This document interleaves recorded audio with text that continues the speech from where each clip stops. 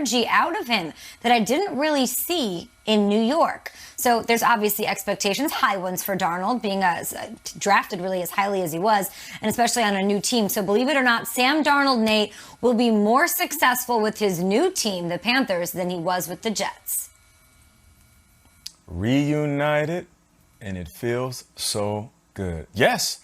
I do believe so. One, he gets his guy back, that he has a great relationship. That's why Robbie Anderson is like, I see him looking a lot better, looking a lot brighter, feeling more energized. And that goes a long way. And also, to keep it real, I don't feel like Sam Darnold's personality was necessarily built for New York City.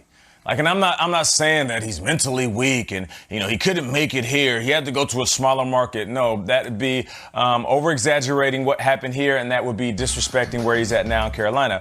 But what I am saying is that certain guys are built to just let things roll off their shoulders, and it seemed like after a while, New York they weren't feeling Sam Darnold. Anything that came out, whether it was him getting mono, kicking it in the city, or him not playing well, they were lighting him up. So I'm looking forward to him lighting up the field with his receiver that he played with when he was out here.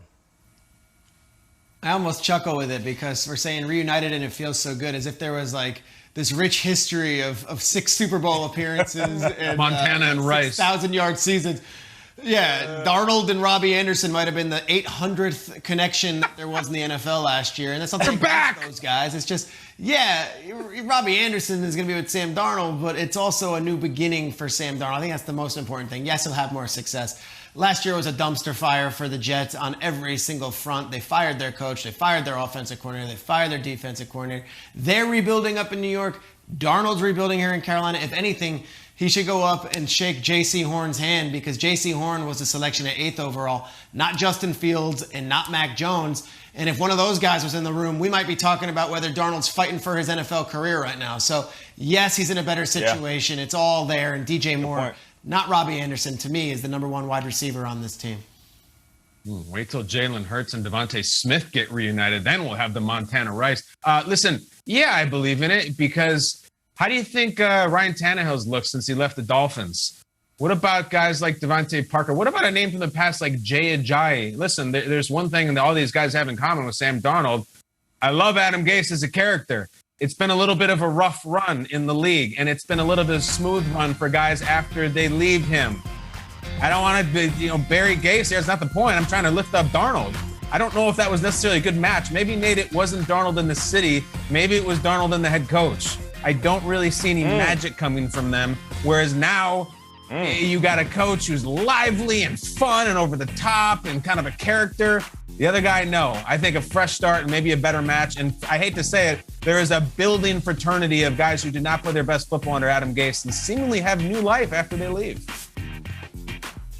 Darnold was 13-25 with the Jets. Christian McCaffrey, young defense. Hard to imagine him not being more successful than 13-25. Okay, guys, we had this package of sound, and there was something that was glaring in it. Russell Wilson coming and interrupting Pete Carroll during a press conference and smiling and saying, "Look, we're friends."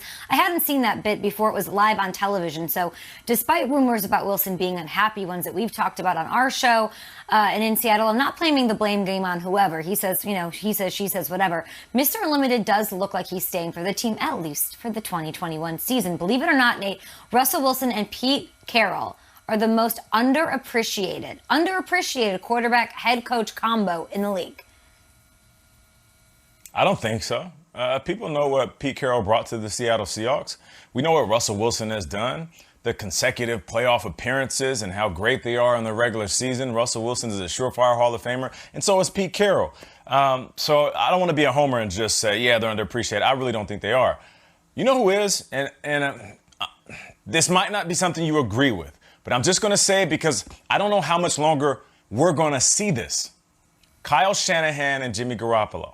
And they're saying, Nate, come on, give me a break. What are you talking about?